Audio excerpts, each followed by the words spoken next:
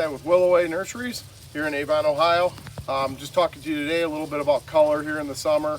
We're getting a lot of nice color, and the Golden Victory Privets behind me.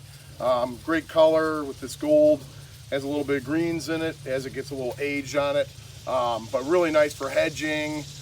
Can be a real focal point plant if you have it in your yard. Some of the other things I like about it is relatively disease and pest free. And easy to grow, very adapted to different types of soils and climate, super hardy.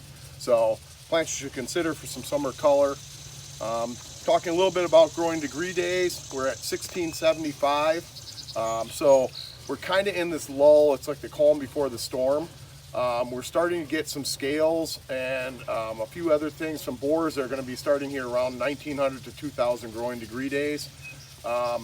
But we are right now at about 1700 is obscure scale is one that's out there, being the second generation. So we're kind of coming back around to some of these second generation scale outbreaks. So you'll want to be watching for scale and see if they're going into a crawler stage right now. Pine needle scale we had a little ways back, about 150 growing degree days or so. The pine needle second generation. So if you have pines, be watching for that.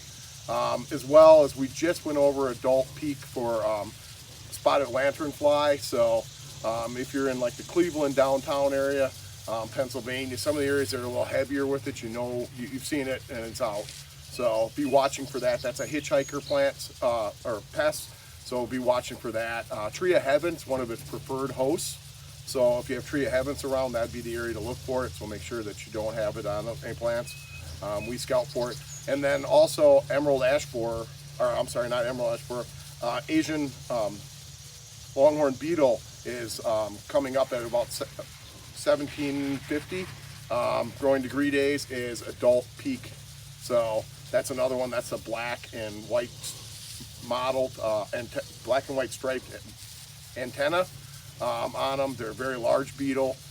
There was areas in Chicago, New York, and some other places around the country that had it, but it's something that you should be watching for. Prefers mostly maples, but it does a wide range of host species. So it's another one that's regulated. Just keep an eye out there, everybody, so that we make sure that any of these regulated pests we're identifying as early as possible, and let your state inspectors know in Department of Agriculture if you suspect any of these out there. Hi, just kind of continuing on with like our summer color. As you can see here behind me, we have all the hibiscus or Althea Rosa Sharon. Lots of color. We got pinks, we got purples, we got whites with the red throats. We've got multitudes of purple in them. So there's lots of varieties we carry. Really nice. Just loaded right now. As I'm standing here, there's bees all over the place in here. A lot of pollinators. So and they're just loaded with buds. Every one of these plants has probably got at least 200 blooms on them. So lots of color to really kind of showcase this plant really at the peak of its season. So, hi, Stad. Wanted to talk about Summer Crush from the Endless Summer series. This was one of the ones we brought out of the cooler at the end of May. So you can see it's really starting to fill out. We got buds still on coming. So this is kind of our cooler program with hydrangeas. We do 4 different croppings on the hydrangea. This is like the last one. So once these kind of get a little farther along blooming, we'll trim them. With most hydrangeas, when you trim them back, it's about 8 to 12 weeks to get them into rebloom.